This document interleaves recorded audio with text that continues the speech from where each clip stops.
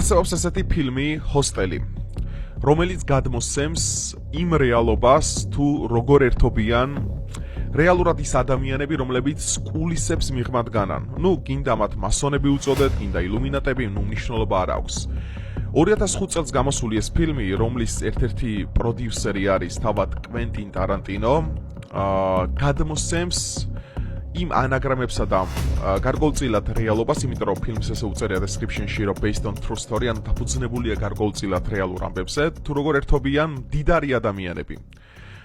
ჩვეულებრივი პატარა ადამიანებით. ეს არის ფილმი, რომელიც სავსეა ადამიანური სადიზმით.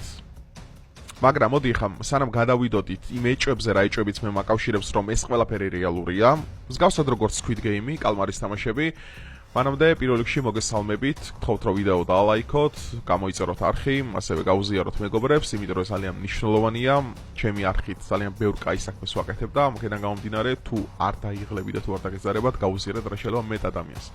ხოლო ახლა კი გადავიდეთ დღევანდელი ვიდეოს მთავარ განხილვაზე. რას წარმოადგენს რეალურად ჰოსტელი კაცობრიობისთვის?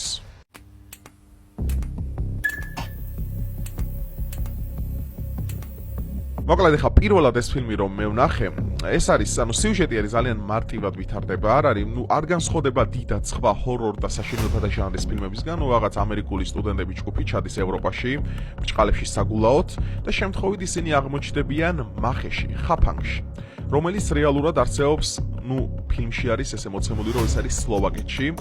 გარკვეული დიდი სქემა არის ადამიანების, სადაც ჩართულია მათ შორის ძალოვანი სტრუქტურები და ხდება მაგალითად ჰოტელებიდან, კაზინოებიდან, სხვადასხვა გასართობის საშუალებებიდან ადამიანების სრული ამ სიტყვის მეშვეობით მოპარვა.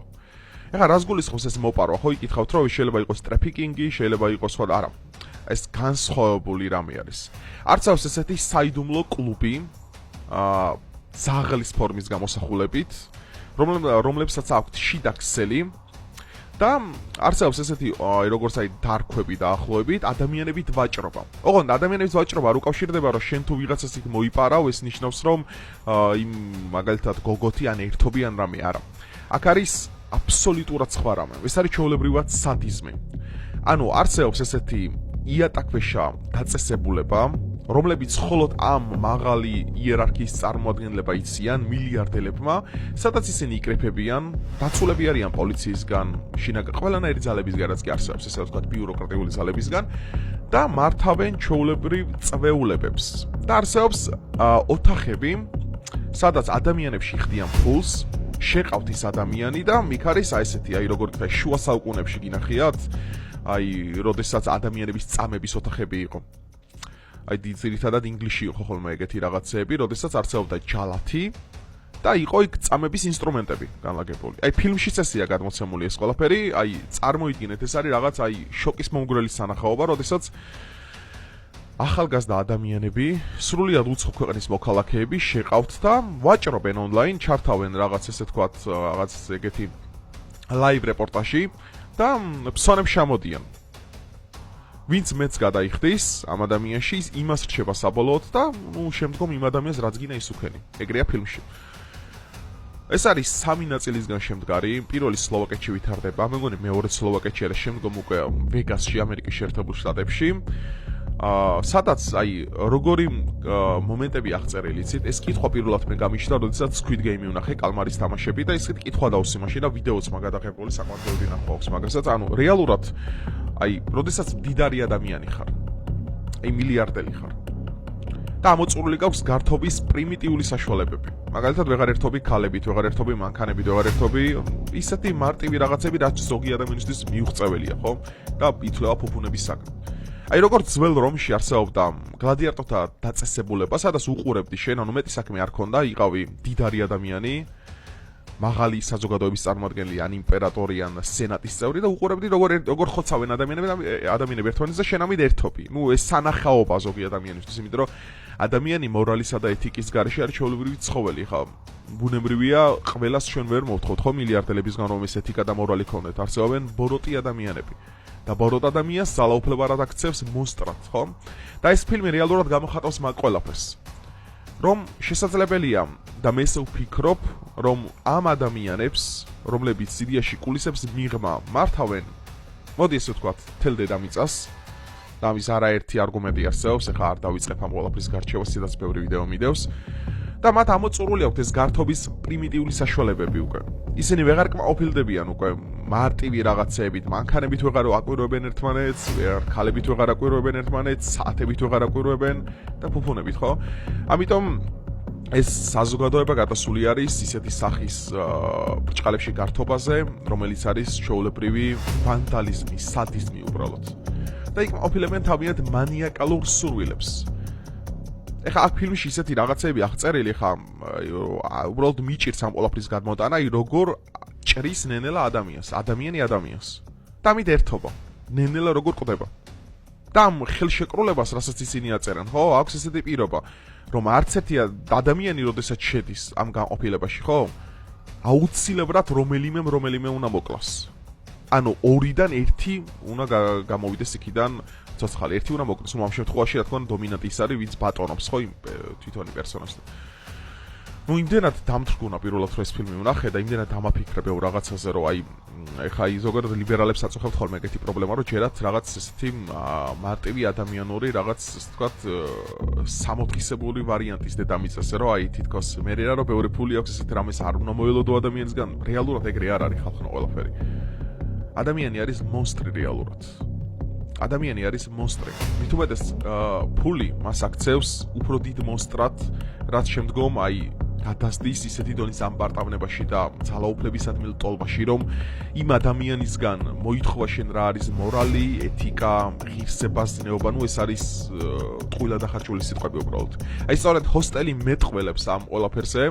აღწერაში მიუთითებ, სრულ description შეგიძლია გადახვიდე და ნახოთ პირველი ნაწილი, ნუ რა არის მოსაწონიმად, მაგრამ ნახავთ რეალობას, რაც შეიძლება ხდებოდეს თანამედროვე სამყაროში. და ყველაზე საინტერესო აქ ის არის, რომ რაც გამაუქნა რეალურად, ხო, კაი ეს ერთიო ვთქვით, ხომ, ეს შექსელი როასებს, მაგრამ ისე არიან აქ ძალოვანი სტრუქტურები ჩართულები. და იმდენად დიდი სქემა არის, რომ აი მე მგონი რომელი ნაწილია მეორე ნაწილში გაქცევას ერთი ადამიანი რო ცდილობს იქიდან. აი მატარებლის ბაქანთან მივა, რომ დააღწიოს ქვეყანიდან გამოვიდეს და იმდენად არის სისტემა შეკრული, რომ სამედიცინო დაწესებულებაში რო აღმოჩნდება, იქაც კი თავიანთი ხალხი ყავთ მათ და იქაც კი მიაგნებენ და იქაც კი დააბრუნებენ. და ეს ხდება ეს ბიჭი, რომელიც გაიქცა, ხდება იმით, რომ აქ ხელზე აქვთ მათ რაღაც ესე ვთქვათ ტატუს მსგავსი რაღაც გაკეთებული, რითიც ხდებიან, რომ ყველა ამ კლუბის ნაწილია. და აი ფილმის ყურების დროს ისეთი გრძნობა დაგეუფლებათ, რომ დაცულები არანაირად არ ხართ საერთოდ. იქ რო ჩადიან, მაგალითად ახალგაზრდა სტუდენტური ჯგუფი, რომელსაც აქვთ შესაძლებლობა მატერიალური იმის, რომ გაერთონ, ხო? აი საერთოდ ნულია იმათთან, ვინებიც ისინი არიან. აი საერთოდ ნულია. აი მართლაც გამოუგნებელი შინაარსის არის და აი როგორც ფიქრობ, რომ კალმარის თამაშების ნაირი შეიძლება კუნძული არსებობდეს, სადაც ადამიანებით ერთობიან, რომელიც შეხვდებით ჩვენ არ ვიცით, ვერც გავიგეთ, სად ტელევიზორში ეგენი არ იტყვიან. ინტერნეტში ეგენი არაფერს არ იტყვიან. YouTube არხი მაგათ არ ექნება და TikTok-ი და შესაბამისად ხა როგორი თემა არის, იცით, ყოველთვის კაცობრიობის ისტორიაში, ყოველთვის არსებობს მეგა და დაბალი რეალიები. ანუ დღეს თუ ჩვენ გონია, რომ ხა მე მგონი 90,000 გამომწერი მიყავს და უი რა მაგარი ვარ და რაღაც ეგრე არ არის. ადამიანს არ იცნობთ საერთოდ, რომელსაც იმხელა ძალაუფლება აქვს და შეიძლება მეც და თქვენც ისე გვატრიალოს, როგორც მას მოისურვება. ანუ კონცეფცია ძირითადად კულისებს გარი ადამიანების არის ეგ, რომ მათ უნდათ, რომ თქვენ არაფერი იცოდეთ მის შესახებ. და ისინი პაიკებივით მართავენ ყველაფერს. როგორც ფართო და ხუჭულ თვალებშია, ხო? როგორ მართავენ იმ, რა ქვია, ამ სცენებს რო დგავენ და აქ რაღაც რიტუალებს ატარებენ, ხო? ვინ იცის, მე მეცოდნება თუ თქვენ გეცოდნება. ამიტომ ყოველთვის იმაზე რამოდენ მივდივარ, რომ საბოლოო ჯამში არ არსებობს საშუალო ფენა, არსებობს მაღალი და დაბალი ფენა. თორე რა, საშუალო ფენა რა იმას ნიშნავს, კრუასანზე წვენს რომ იაყოლებ და ამით საშუალო ფენის წარმოადგენელი ხარ, არანაირად. რეალურად სამყარო შედგება ორ სტადიანი სოციალური ფენისგან, არის უმაღლესი კლასი ადამიანების სოციალურად და არის უმდაბლესი და მათ შორის უმდაბლესში გადიან ისინი, ვინც ეგრე ბრჭყალებში მილიონერები გონია. და 3-4 სახლებია და გონია, რომ აი მაგათი ხაფული და მაგათი ძალაუფლება იმათ რაც აქვს ამათ შედარებით და რა ვიცი, კარგით რა. ნუ ყოველ შემთხვევაში ამ იდეის მე იმიტომ ჯერამ რომ ვიცი რა არის ადამიანის ბუნება რეალურად. როგორი ბოროტია ის რეალურად. ეხლა თქვენ წარმოიდგინეთ ადამიანს, ოდესაც ბევრი ფული აქვს, მისი ფანტაზიები ისე ფართოვდება, რომ რავი, ამ ფილმში მოცემული სიუჟეტი შეიძლება, რავი, იმის ალიკვალი არ იყოს.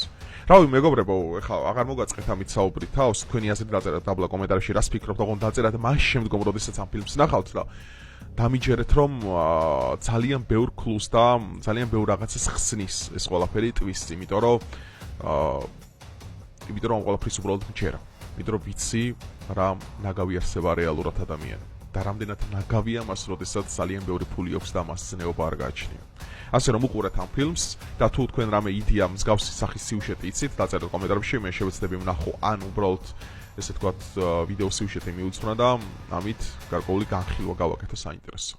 დროებით.